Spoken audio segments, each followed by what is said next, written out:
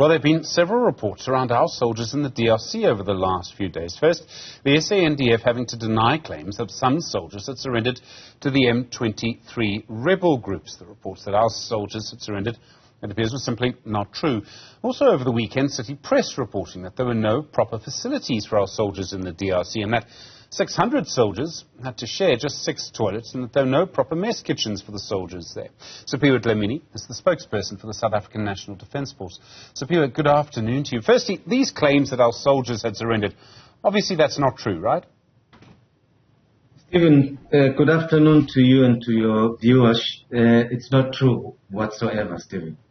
Okay, so none of our soldiers have surrendered at all to M23? None of our soldiers have surrendered, nor taken by any movement whatsoever. Twice this morning and this afternoon, before I came on, I spoke to the force commander. We were just updating each other on the situation.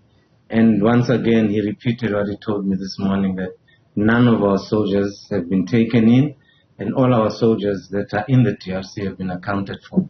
Okay. The situation is we're there trying to help protect civilians in the DRC as part of this force. M23, which I think most people see as backed by Rwanda. Rwanda denies that. The reason I bring this in is I'm a bit concerned that we're going to see more claims like this, more claims around our soldiers.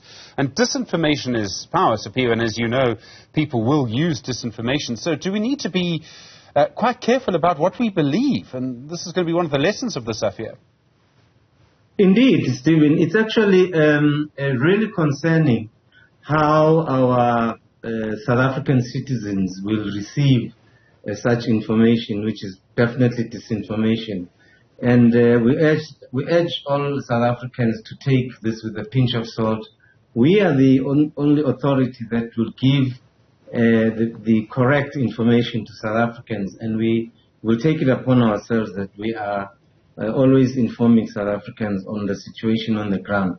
And that is why I'm saying to you, Stephen, that I spoke to nobody else but the force commander, the person in charge of our troops in the DRC, in person, and not his second or third 2IC. So I'm confident, and I have no doubt whatsoever that our troops have been accounted for and are accounted for, and that this disinformation will continue. And our South African public is urged that they must take this with a pinch of salt. Okay. The facilities for our soldiers in the DRC, is it true that they all have to share just 6 toilets? Stephen, the article I also read, and this is how when you deploy, you do not deploy lock, stock and barrel. You deploy in phases. And once again, I want to repeat that this deployment is a SADC deployment. Each country and those involved are contributing to whatever facilities, capacity that we need. And therefore, as we deploy in phases, whatever we need that needs to be deployed in support of our troops, not only the South African troops, but the SADC troops, also is followed by that support that is needed. And these are all done in phases, because we know that in my opinion, I've never heard of a deployment of a defense force that comes in lock, stock and barrel once at a go. It's done in phases so as to ensure that whatever is needed, whatever that might lack, is attended to.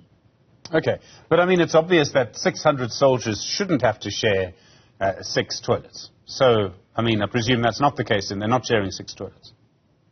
The point here, Stephen, is that as we deploy the numbers, obviously the support is increased. If you have deployed 10 soldiers and then you need 20 and 30 as you go on, obviously that support gets increased by the day as you deploy.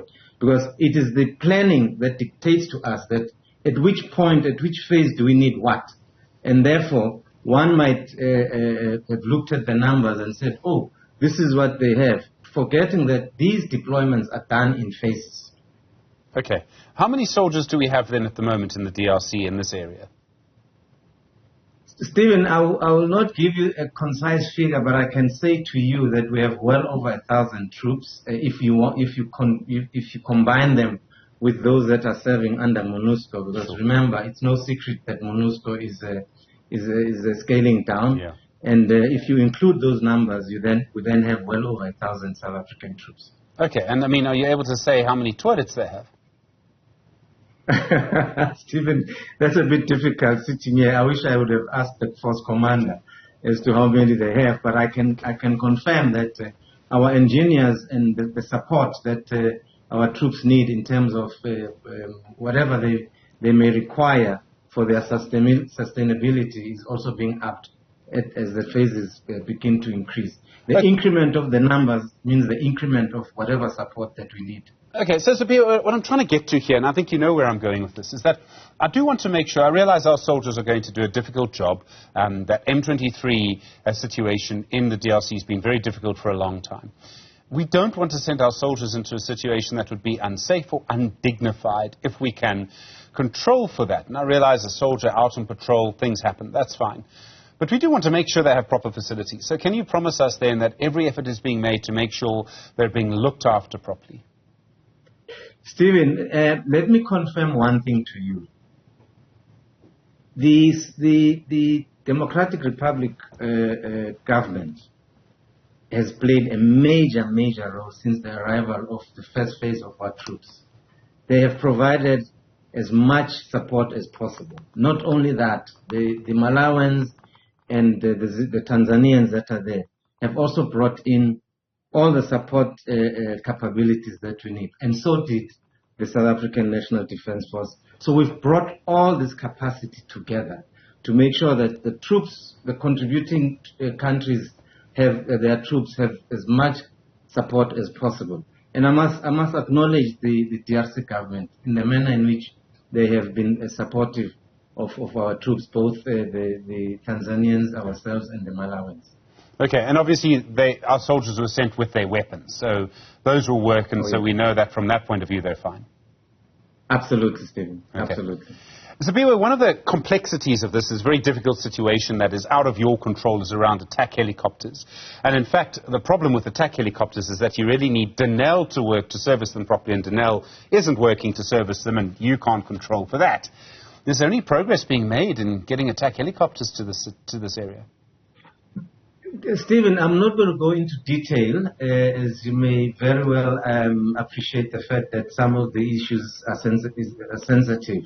But I can, without any doubt in my mind, to say to you and the listeners that there is a concerted effort by our industry in this regard to make sure that whatever we need in terms of the facility, the air support we get. Might I also add that both the Tanzanians and the Malawans, together with the government of the DRC and ourselves, are working very hard to make sure that those facilities, air facilities, are in place and are able to support our people.